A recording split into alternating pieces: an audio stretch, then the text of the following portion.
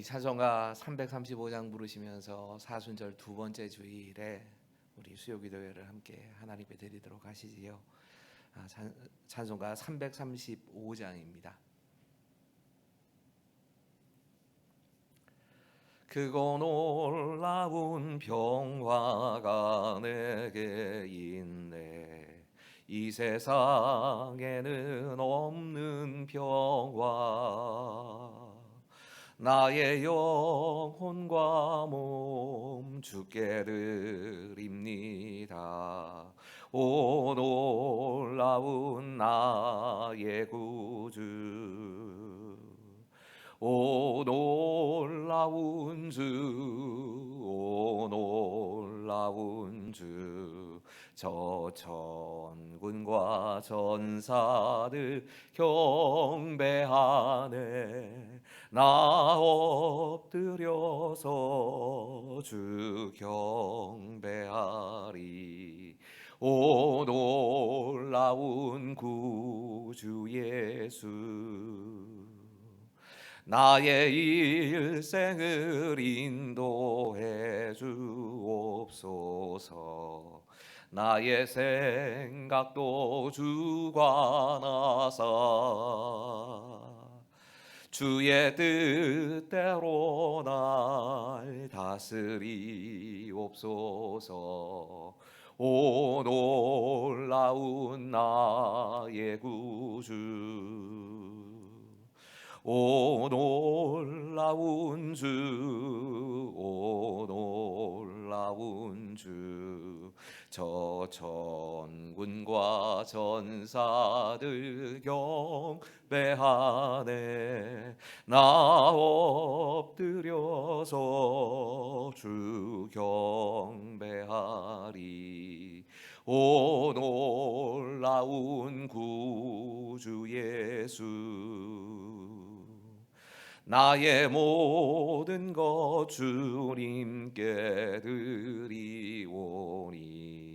주여 기쁘게 받으시사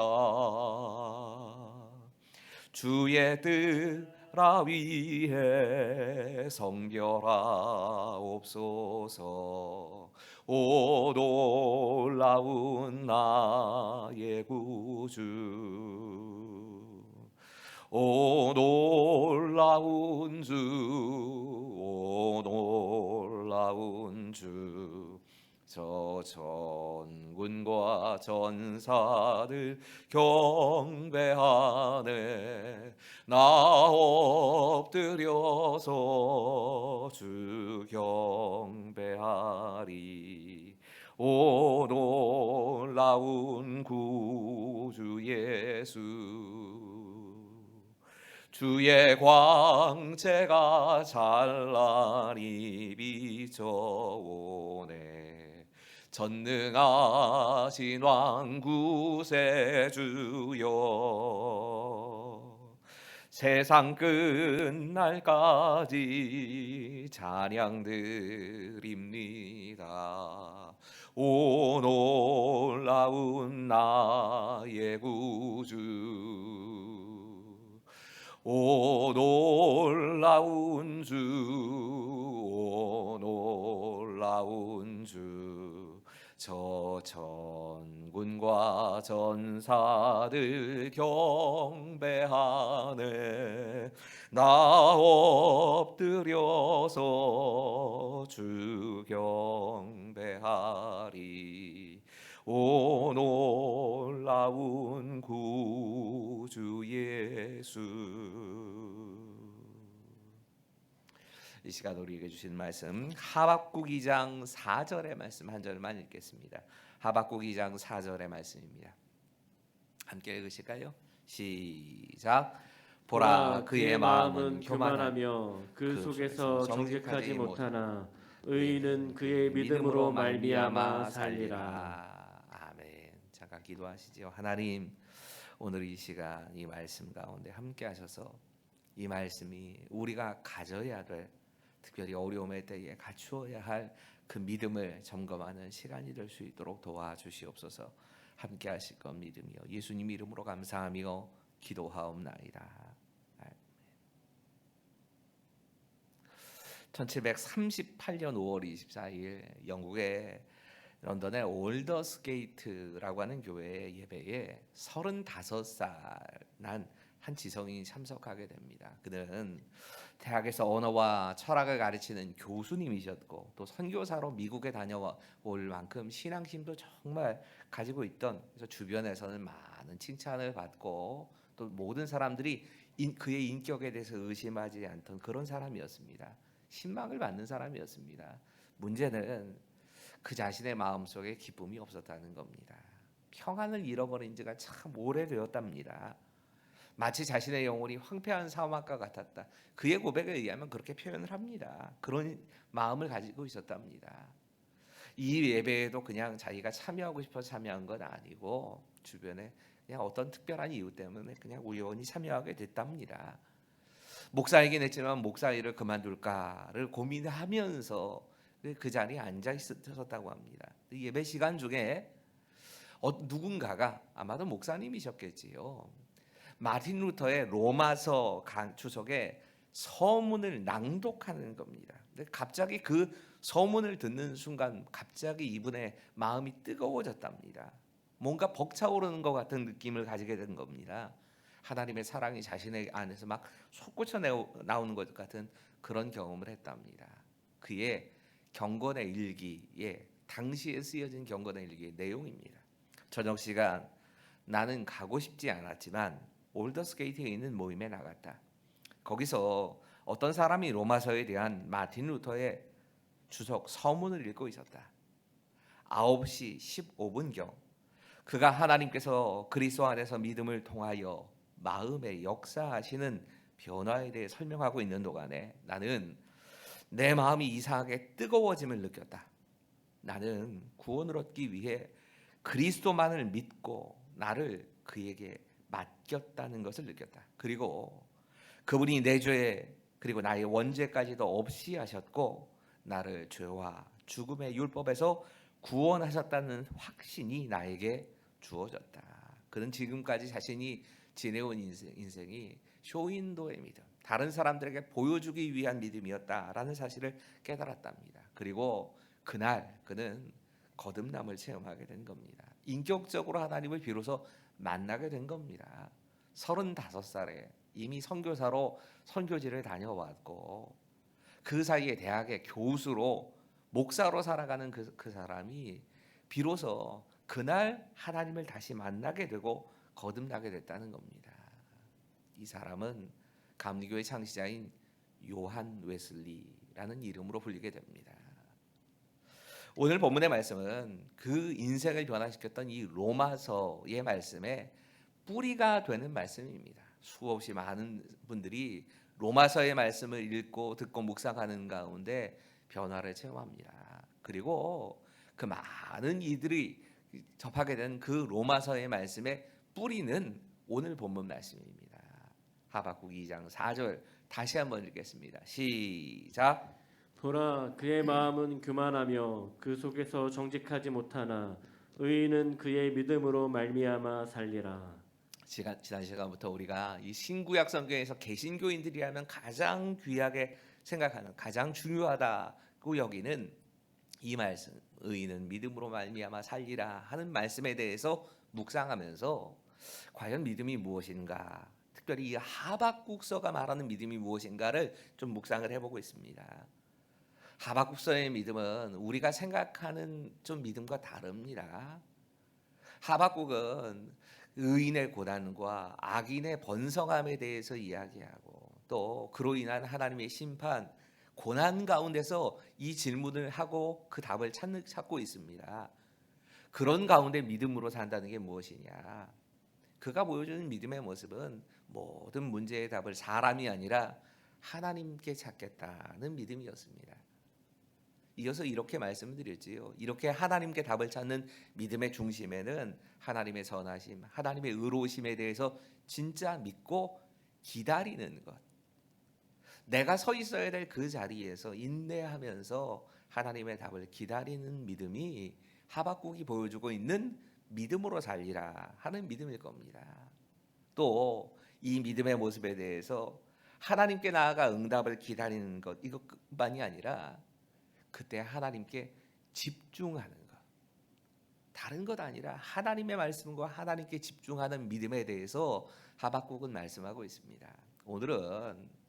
오늘 이 말씀을 로마서와 조금 같이 비교하면서, 사실 이렇게 하지 않으면 이 로마서의 믿음과 하박국서의 믿음 이 가운데서 종종 흔들리는 경우들이 있거든요. 그래서 이 로마서의 말씀과 함께 좀 비교하면서 과연 하박국이 이야기하고 로마서가 말씀하고 있는 우리가 믿음으로 살아낸다, 믿음으로 산다는 것이 어떤 의미일까를 좀 묵상해 보려고 합니다. 먼저 이 말씀에 또 다른 이 로마서와 함께 읽으면서 우리가 찾아봐야 될 믿음의 모습이 있다면 이런 것입니다. 같이 한번 읽어볼까요? 시작. 세상의 가치관이 아닌 하나님을 의지하고 하나님의 말씀을 따라 사는 것이 믿음입니다. 오늘 본문 4절이 이렇게 시작되지요. 보라. 여러분이 보라는 말은 주의를 환기시키기 위해서, 분위기를 전환하기 위해서 사용하는 말씀이 분명합니다.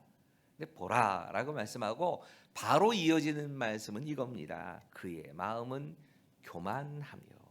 여러분, 그가 누구인가를 이야기할 때 성경학자들은 둘 중에 하나로 해석합니다. 세상에 많은 의인에 반대되는 악인을 이야기한다. 맞습니다. 또 다른 그 성경학자는 구체적으로 오늘 본문을 예로 들면서 바벨론 사람들을 의미한다. 저는 이 두 가지 해석이 다 진행이 되어야 된다고 생각합니다. 저는 구체적으로 이 바벨론이라고 해석하는 것이 훨씬 더 이 말씀을 이해하는데 도움이 된다고 생각합니다. 저는 이 바벨론이라 해석을 하면서 그의 마음은 교만하며 라고 하는 말씀에 대해서 우리가 좀 주목해 봐야 합니다. 여러분, 바벨론은 하나님의 백성들을 길들이기 위한 채찍으로, 그런 도구로 사용되는 존재였습니다. 근데 그렇게 채찍으로 사용되어야 할 바벨론이 채찍의 역할만을 하는 것이 아니라 사실은 몽둥이 역할을 하지요. 채찍으로 하나님께서 징계할 도구로 바벨론을 선택하셨는데 징계의 도구에 머무는 것이 아니라 자신이 뭐라도 된 것처럼 몽둥이 역할을 하면서 하나님의 백성들을 완전히 깨트려 버립니다. 여러분, 이 모습을 하나님은 교만이라고 보시는 겁니다. 사실 우리가 하나님을 바로 안다면, 하나님이 나를 왜 이렇게 사용하시는가를 안다면 교만해질 수는 없습니다. 내가 잘나서 하나님께서 날 쓰시는 게 아니라는 걸 압니다. 내가 도구로 쓰이고 있는 겁니다. 근데 내가 잘나서 그런 줄 알면 교만에 자꾸 빠지는 겁니다. 근데 말씀이 이렇게 이어집니다. 교만만 이야기하는 것이 아니라 정직하지 못하다고 말씀합니다. 교만한 사람과 정직하지 못하다고 하는 게 우리가 생각하기에는 별로 연관이 없어 보입니다. 그런데 지금 이 교만함과 정직하지 못한 마음에 대해서 하나님 같이 얘기하십니다. 이게 하나님의 진단인 겁니다. 우리가 왜 교만에 빠지느냐? 우리 마음속에 정직함이 없어서라고 지금 하나님은 진단하신 겁니다. 우리 마음속에는 깨끗한 것이 없고 우리 마음속에는 정말 하나님이 기뻐하실 만한 이런 게 없습니다. 더러운 것만 있습니다. 그런데 이 마음을 정직하게 바라보질 않는 겁니다. 그럼 어떻게 되느냐? 다른 사람을 속이는 것으로만 끝나는 게 아니라 내 자신이 속습니다. 나는 깨끗한 줄로 생각합니다. 나는 대단한 줄로 생각을 합니다. 이렇게 스스로 속아가면서 자꾸 더 큰 이 교만으로 향해 가는 겁니다. 여러분, 이 악인이 되었건 바벨론 사람이 되었건 이 교만한 마음과 정직한 마음을 정직하지 못하는 것을 말씀하신 이유는 그 반대편에 의인으로 살아야 될 사람, 믿음으로 살면서 하나님께 의인으로 인정받는 사람이 있기 때문에 그럽니다. 지금 세상은 교만과 정직하지 못한 마음에 의해서 다스려지고 있습니다. 가치관이 그렇게 가는 겁니다. 그럼 의인은 어떤 사람이냐? 의인 믿음으로 사는 사람이다. 믿음을 따라 사는 사람이다. 이렇게 얘기를 하는 겁니다. 세상을 지배하고 있는 가치관이 이런 것이라면, 교만이고 정직하지 못한 것이라면, 그러면 의인의 마음 속에 있는 가치관은 뭡니까? 하나님 말씀입니다. 세상은 어떻게 흘러간다 할지라도 그 세상이 흘러가는 흐름이 아니라 하나님의 말씀을 기준으로 해서 살아가는 사람, 이 사람을 의인이라고 얘기를 한 겁니다. 사실 이 악인과 의인 사이에 사람들이 생각하는 또 다른 인간의 모습이 있습니다. 그건 선한 사람입니다. 선인이라고 하는 기준이 또 있습니다. 많은 사람들이 선한 사람이 되면 된다는 생각을 가지고 삽니다. 악인의 반대를 선인이라고 생각을 합니다. 근데 성경은 악인의 반대를 의인이라고 말합니다. 세상과 다른 겁니다. 세상에 선하다는 개념은 사실은 저 사람보다는 낫다는 개념이 있습니다. 그 사람에 비교해서 내가 조금 더 깨끗하고 그 사람에 비해서 내가 조금 더 낫다 하는 마음을 가지고 삽니다.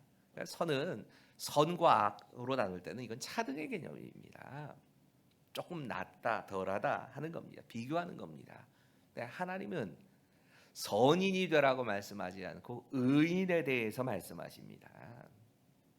하나님의 기준에서는 악인, 그보다 조금 나은 선한 사람, 이게 아니고 악인 반대편은 의인이 있다는 겁니다. 그리고 그 의인은 믿음으로 의인이 되는데, 그 믿음이라고 하는 건 하나님의 가치관, 하나님의 말씀을 따라서 사는 의로운 사람, 의인에 대해서 이야기하고 계시는 겁니다.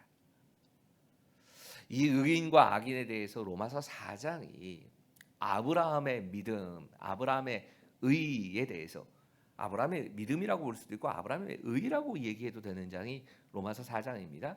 이렇게 말씀하고 있습니다. 로마서 4장 1절, 2절 같이 읽지요. 시작.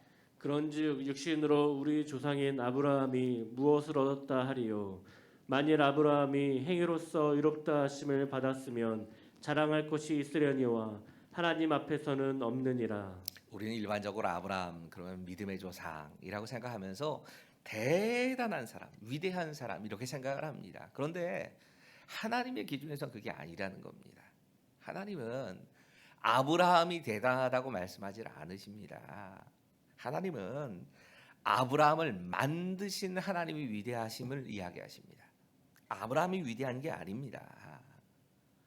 여러분, 아브라함의 인생을 우리가 같이 묵상을 하면 아브라함도 거짓말하고요, 아브라함도 첩도 거느립니다. 부족함이 많은 사람이었습니다.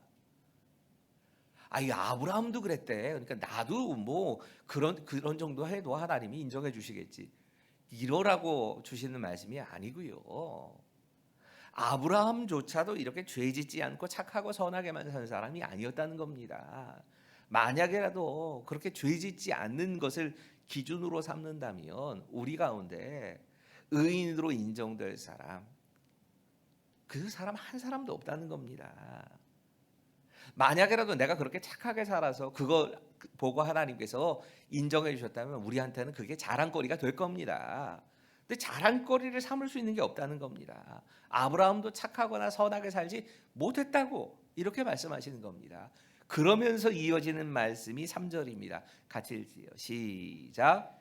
성경이 무엇을 말하느냐? 아브라함이 하나님을 믿음에 그것이 그에게 의로 여겨진 바 되었느니라.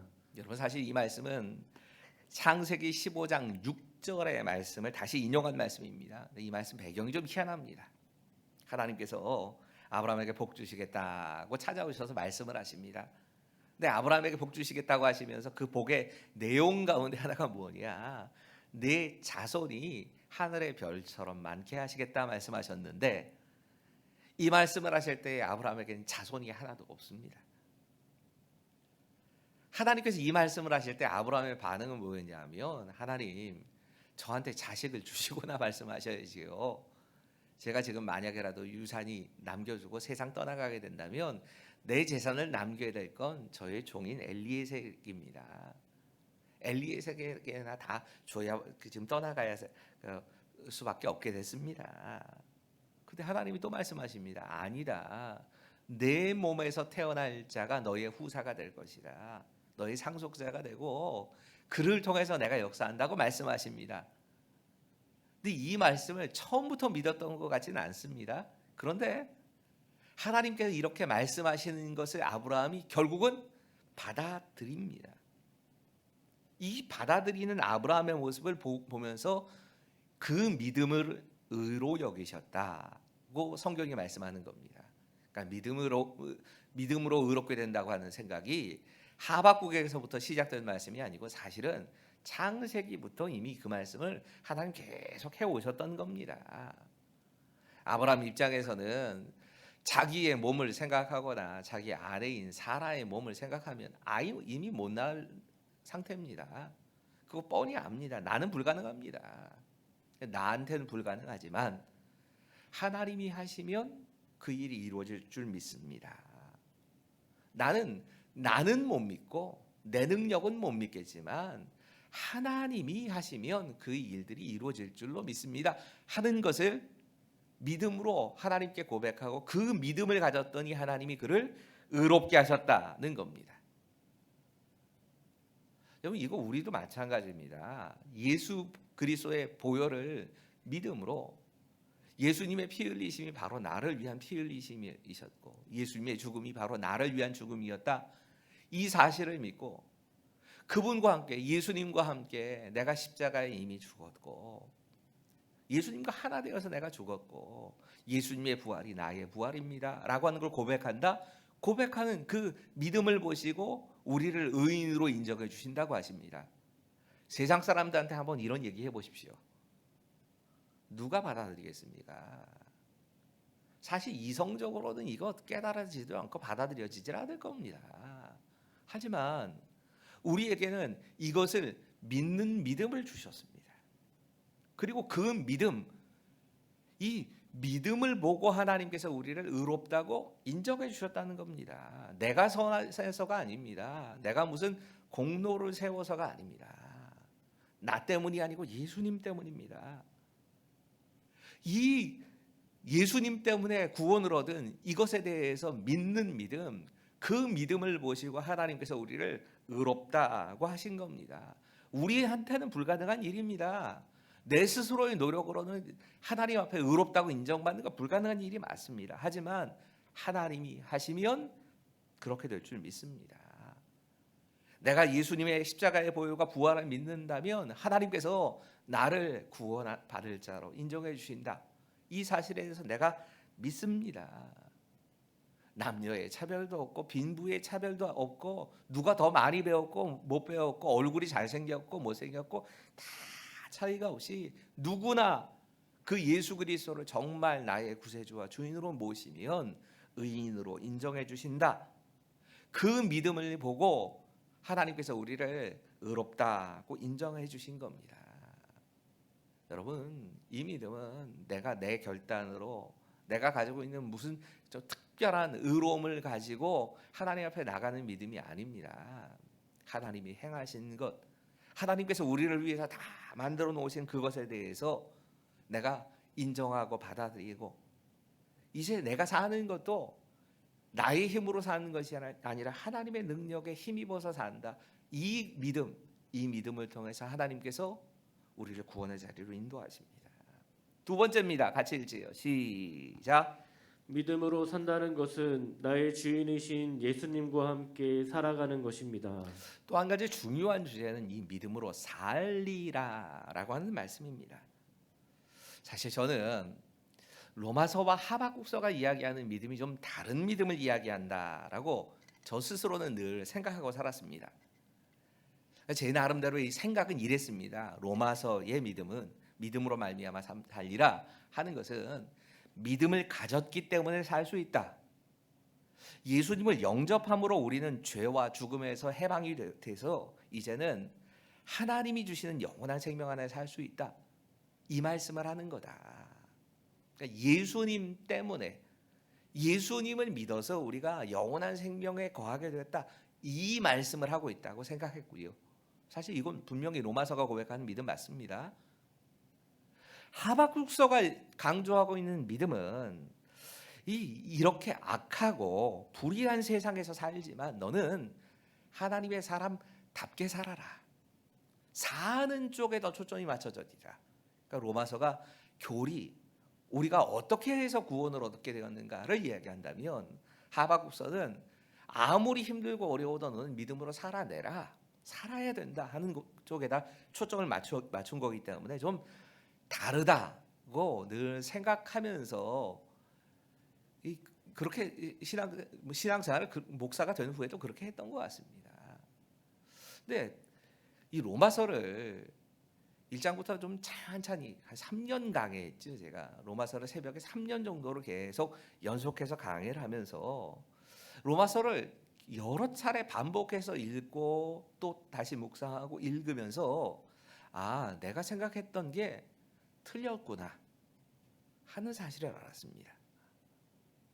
분명히 로마서의 앞부분은 지금 말한 대로 우리가 믿음으로 산다고 하는 건 믿음을 가졌기 때문에 그 믿음 때문에 예수님 영접함으로 우리가 구원을 받았다라고 하는 교리를 말씀하고 있는 게 분명합니다. 네, 뒷부분으로 갈수록 그게 아닌 걸 알았습니다. 이 교리만 말씀하고 있는 게 아니라 그렇게 그 예수님과 함께 살아가는, 예수님과 연합하여 살아가는 삶에 대해서도 뒷부분을 계속 얘기하고 있던 겁니다. 제가 앞부분만 가지고 그렇게 생각을 했던 겁니다. 그 믿음이 제일 강조되는 것이 로마서 8장 1절 2절이지요. 함께 읽습니다. 시작. 그러므로 이제 그리스도 예수 안에 있는 자에게는 결코 정죄함이 없나니 이는 그리스도 예수 안에 있는 생명의 성령의 법이 죄와 사망의 법에서 너를 해방하였음이라. 여러분 로마서 이 4장서부터 8장에 이르기까지 7장까지 쭉 흘러가는 흐름은 우리가 어떻게 믿음으로 구원을 받게 되었는가, 믿음으로 구원을 받는다고 하는 것이 무언가, 예수님 영접하고 우리가 구원을 받는다는데 그게 어떻게 이루어진 일인가 하는 걸 자세하게 설명합니다. 우리가 4장부터 출발했으니까 이 지금 로마서 4장은 아브라함의 믿음에 대해서 이야기를 합니다. 그러니까 아브라함이 믿음을 통해서 의롭게 되었다, 그렇게 인정을 받았다. 사실 아브라함의 믿음은 정말 도저히 받아들이고 믿을 수 없는 자신의 상황, 자신의 몸도 아이를 낳을 수 없고 사라의 몸도 그 아이를 낳을 수 없는 그런 상황에서 하나님의 약속을 믿음으로 받아들였고, 그것을 보시고 하나님께서 아브라함 의롭다, 하나님이 인정해 주신 겁니다. 이 믿음에 대해서 4장은 쭉 이야기를 하는 겁니다. 아브라함이 무슨 선한 행동 때문에 의롭다고 인정을 받은 것이 아니고 하나님께서 말씀하신 그 말씀에 대해서 내게는 불가능한 일이지만 하나님은 가능하십니다 라고 고백하고 믿음으로 받아들인 것, 이걸 의로 여기셨다는 이야기입니다. 5장에 오면 좀 다른 이야기가 됩니다. 5장은 아브라함처럼 우리도 믿음으로 의롭다 하심을 받았다는 이야기를 잠깐 하고는 바로 이어서 아담 그리고 예수님에 대해서 비교하면서 이야기를 합니다. 아담과 이 예수님의 이야기를 통해서 뭘 얘기하느냐, 아담에게 속한 사람들은 다 사망에 이르게 되었다. 아담이 대표가 돼서, 그래서 아담에게 소속이 된 사람들이 다 사망에 이르게 됐다면 이제 예수 그리스도라고 하는 대표, 그 대표에게 속한 사람들, 그 사람들은 다 생명에 이르게 된다, 이렇게 말씀합니다. 이 대표의 원칙입니다. 그러니까 쉽게 우리가 좀 이해한다면 이런 걸 겁니다. 우리나라의 대통령, 우리나라의 대통령으로 우리가 누군가를 뽑았으면 그분이 외국과 무슨 조약을 체결한다, 그러면 내가 직접 거기에 서명한 건 아니지만 다른 나라의 대통령, 대표와 대표들끼리 서명한 그 조약이 나에게도 영향을 미치는 겁니다. 이게 대표의 원리입니다. 우리가 구원을 받게 된 건 아담의 대표였던 그 공동체에서 이제 벗어나서 예수님께 소속이 됐기 때문에 그 예수님께 소속된 것으로 우리는 구원에 이르게 되었다, 이걸 설명합니다.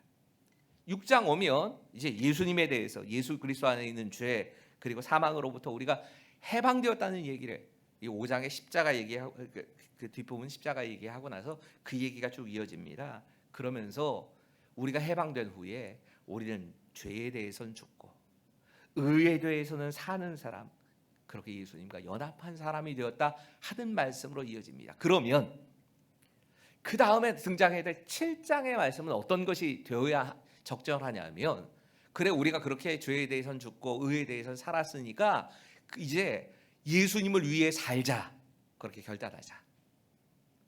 이제 더 이상 죄 짓지 말고 살자, 이렇게 결단하고 헌신하자 하는 이야기가 나와야지 맞는 겁니다. 흐름상으로 그게 맞지요. 그런데 엉뚱하게도 사실은 로마서 7장에 오면 사도 바울이 이상한 고백을 합니다.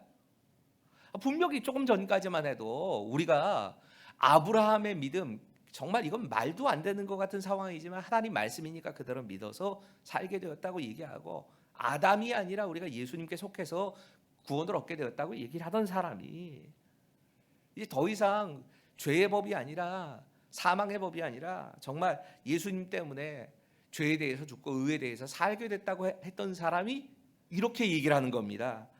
7장 21절부터 24절 같이 읽으시죠. 시작. 그러므로 내가 한 법을 깨달았노니 곧 선을 행하기 원하는 나에게 악이 함께 있는 것이로다.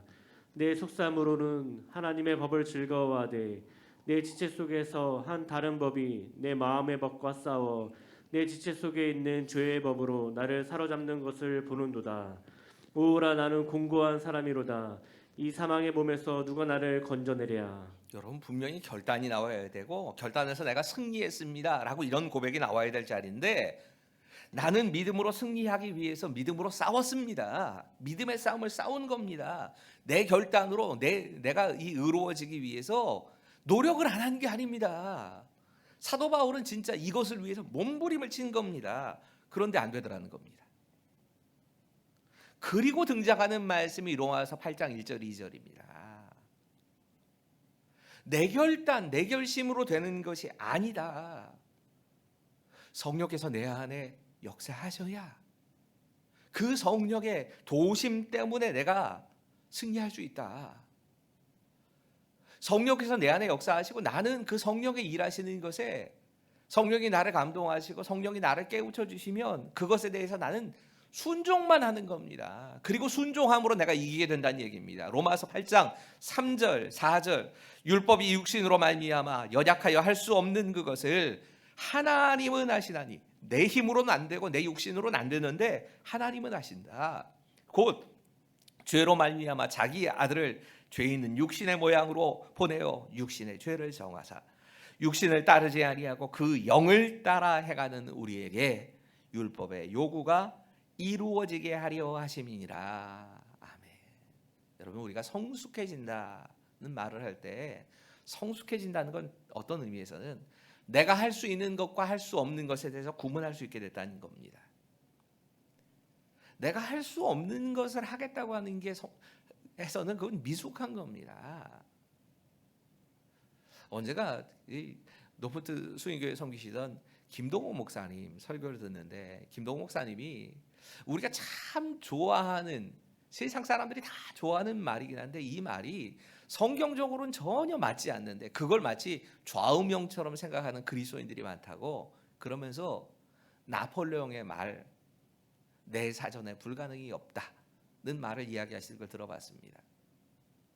여러분, 내 사전에 불가능이 없다는 말, 이걸 무슨 진리처럼 붙잡고 사는 분들이 계시는데, 그 말을 했던 나폴레옹 결국은 러시아 원정에서 실패하고 패배하고, 워털루 전투에서 패배하고, 세인트 헬레나 섬에 유배돼서 결국에는 그렇게 유배돼서 죽고 맙니다. 그의 인생의 진짜 마지막 말은 나사렛 목수의 아들 예수요, 당신이 이겼습니다는 말이었습니다. 나는 내 사전에 불가능이 없다고, 내가 모든 걸 다 할 수 있다고 생각하고 살아갔는데 사실은 안 되더라는 겁니다. 사실은 실패했다는 얘기입니다. 여러분, 우리가 믿음으로 살아낸다고 하는 것, 내가 결단하고 선택하면 살 수 있다고 착각들을 합니다. 선택하고 결단하는 것이 안 중요한 거 아닙니다. 내 마음의 중심을 하나님이 원하시는 뜻에 내가 맞추겠습니다. 내가 죄짓지 않기 위해서 몸부림칠 것이고, 내가 하나님의 뜻대로 살기 위해서 계속 애쓰면서 살겠습니다. 계속 결단하는 거 필요합니다. 하지만 결단하고 선택했기 때문에 그렇게 살아낼 능력이 내게 있느냐? 그거 아닙니다. 그런 힘은 나에게 없습니다. 그렇게 결단하고 죄와 싸우기 위해서 몸부림치던, 여러분 사도로 불리던, 성경을 20권 가까이 쓴, 20권이 넘게 쓴 이 사도 바울이 고백하는 겁니다. 오호라 나는 곤고한 사람이로다. 이 사망의 몸에서 누가 나를 건져내랴. 할 수 없다는 겁니다. 내가 내 노력을 하고 내가 결단을 한다고 해서 이거 안 되더라는 겁니다. 그러면 어떻게? 그 포기하고 끝나는다는 얘기가 아닙니다. 이어지는 말씀은 성령께서 나를 주장하시며 성령께서 나를 인도하시고, 그리고 나는 그 성령님께 순종하면 승리할 수 있다는 얘기입니다. 여러분 이것을 알아야 우리가 교만에 빠지지 않습니다. 교만하거나 정직하지 못한 마음에 빠지지 않는 이유는 사실 여기 있습니다. 내가 뭐 내 힘으로 한 게 있어야지 자랑을 하지요. 그래야 교만해질 수 있는 거지요. 나는 원래 안 변했습니다. 내 결단 때문이 아닌 겁니다. 그저 내가 하는 건 성령께서 나에게 감동하시고 성령께서 나를 깨닫게 하시고 말씀으로 나를 인도하시는 거, 그거 그냥 따라서 순종한 것밖에 없습니다. 너무 많은 그리스도인들이 자기 결단 그리고 자신의 능력, 이것을 의지해서 살려고 합니다. 예수 믿지만 저도 그럴 때가 많습니다. 뭐 누구 다른 사람 얘기할 때가 아니고 그럴 때가 있습니다. 하지만 우리가 승리하는 길은 자기의 결단과 자신의 규칙, 신앙적으로 이런 거 꼭 지켜야 된다 하는 이런 것들을 지켜서 이루어지는 거 아닙니다. 하나님께서 우리에게 찾아오셔서 정말 우리에게 이렇게 살아야 한다라고 하시는 말씀을 날마다 들려주시는 그 성령의 인도하심, 거기에 순종해 살아가는 겁니다. 이게 하나님과 함께 사는 것이고 예수 그리스도와 함께 사는 겁니다. 너무 많은 사람들이 자신이 만들어 놓은 나름대로의 신앙적인 규칙을 만들어 놓고 그걸 지키면서 애를 쓰면서 삽니다. 그리고 그걸 다 나름대로 좀 지킵니다. 그러면 의기양양해지고 정말 자기가 온전해진 줄로 착각을 합니다. 그건 지켰는지 모르지만 다른 건 못했는데요. 우리가 교만할 자격이 없습니다. 그리고 그렇게 신앙에 빠져가면 자기도 죽이고 다른 사람도 죽게 만들고 영혼을 죽게 만듭니다. 이 빌리그레암 목사님이 이 말씀을 전하시면서 이 큰 전도 집회를 인도할 때면 특송을 하시던, 이 빌리그레암 집회엔 이 특송이 굉장히 유명합니다. 주 예수보다 더 귀한 것은 없네를 불렀던 이 찬양 그 특송 솔리스트도 있었고, 또 그와 함께 정말 많은 사람들을 가슴을 울렸던 솔리스트 가운데 한 사람으로 킴 웍스라고 하는 분, 이분은 한국인입니다. 근데 이분이 시각 장애를 가진 자매님이셨는데 이 자매님이 항상 이 빌리그레암 집회 앞에서 종종 이 찬양을 하곤 했답니다. 근데 미국의 인디애나 주립대학에서 이렇게 성악을 전공하신 분이었는데 다른 분들이 이렇게 이분에게 간증을 요청하곤 하면 이분이 늘 하는, 어떤 집회에서인지 늘 반복해서 하는 간증 하나가 있었답니다. 이런 얘기를 종종 합니다. 사람들은 앞을 보지 못하는 저를 어디론가 데려갈 때 1000m 앞에 뭐 있습니다. 가르쳐주는 사람은 없습니다. 그런 사람은 저는 아직 못 봤습니다. 사람들이 저를 인도하는 방법은 늘 같습니다. 앞에 진흙탕 있어요. 조심하세요. 두 발자국 앞에 층계 있습니다. 조심해서 걸으셔야 돼요. 한 발만 올려놓으세요. 여러분 이렇게 한 걸음 한 걸음씩을 가르쳐 줍니다. 그래서 저는 저를 인도해 주시는 그분들의 말을 듣고 그분들이 의 말에 의탁해서 한 걸음 한 걸음씩을 가다 보면 원래 제가 가고 싶어하고 가야 할 곳에 이르게 되는 것을 경험합니다. 성령께서 우리를 인도하시는 것도 저는 이와 같다고 생각합니다. 여러분, 하나님의 인도보다 훨씬 중요한 건, 하나님의 말씀을 듣는 것보다 훨씬 중요한 건 내 곁에 성령께서 계시다는 것, 그리고 그분과 함께 사는 겁니다. 그러면 멀리 있는 걸 보는 게 아니라 한 걸음 한 걸음씩 마치 앞을 보지 못하는 나를 인도하시는 그분처럼 성령께서 그렇게 한 걸음 한 걸음을 인도해 가십니다. 중요한 건 결단이 아닙니다. 순종입니다. 한 걸음씩 인도하시는 그 성령에 비춰주시는 것만큼 나는 따라서 순종하면 됩니다. 여러분, 우리가 의인된 것은 예수 그리스도를 믿음으로 의인이 된 겁니다. 그리고 더 나아가서 승리하는 것도 믿음으로 가능한 겁니다. 이걸 믿는 겁니다. 전능하신 하나님의 능력을 내가 그러므로 끌어서, 내 능력이 아니라 전능하신 하나님의 능력으로 내가 살아가는 겁니다. 내 노력의 결과가 아닙니다. 하나님께서 하시는 겁니다. 내 결단이 아닙니다. 우리에게 필요한 것 딱 한 가지, 하나님께서 인도하시면 그만큼을 순종해 가는 겁니다. 오늘 기도하시면서요, 사순절 기간 동안에 우리의 말씀 묵상 그리고 기도를 통해서 하나님을 향해 우리가 열리기를 위해서 함께 기도하시죠. 특별히 이 사순절의 기간에 예수님의 사랑과 하나님의 공의를 더 깊이 알아가는 시간이 되게 해 주시옵소서. 그 십자가에 대해 더 깊이 알아가게 해 주시옵소서. 함께 기도하시고요. 또 오늘 말씀처럼 우리가 나의 공도와 세상의 가치관이 아닌 하나님의 말씀을 따라 살아가는 참 믿음, 그 믿음 갖고 살 수 있도록 우리 주님께서 보혈의 은혜로 덮어주시고 성령께서 역사하셔서 그 역사하심에 순종해서 승리하는 그런 사순절이 되게 해달라고 함께 기도하시지요. 진짜 코로나의 확산이 정점을 향해 가고 있는 것 같습니다. 참 우리 주변에 하루가 멀다 하고 몇 분씩 계속 저희 교인들 가운데도 이렇게 코로나 확진되셨습니다 하는 소식이 들려옵니다. 이게 뭐 언제쯤 끝날지는 잘 모르겠습니다. 네, 중증화되어서 큰 어려움, 큰 피해로 이어지지 않기를 위해서 좀 기도하고요. 그리고 언젠가 우리 진짜 일상적인 삶이 감사를 통해서 회복되고 우리 일상의 삶이 회복되는 그런 은혜가 있기를 위해서도 함께 잠깐이지만 소리를 내어서 기도하겠습니다. 같이 기도하시지요. 하나님, 사순절의 기간에 하나님께서 말씀을 묵상하고 기도하는 것을 통해 하나님을 향해 우리가 열리게 해주시옵소서. 하나님, 이 사순절 기간 예수 그리스도의 사랑과 하나님의 공의를 십자가를 통하여서 알아가게 해주셔서 그 사랑의 깊이와 넓이와 높이를 측량하고 조금 더 깊이 알게 해주시고 하나님의 공의의 모습에 대해서 내가 다시 한번 묵상하며 주님을 더 깊이 깨달아가는 시간 될 수 있도록 이 시간 역사하여 주시옵소서. 오늘 말씀을 붙잡고 기도합니다.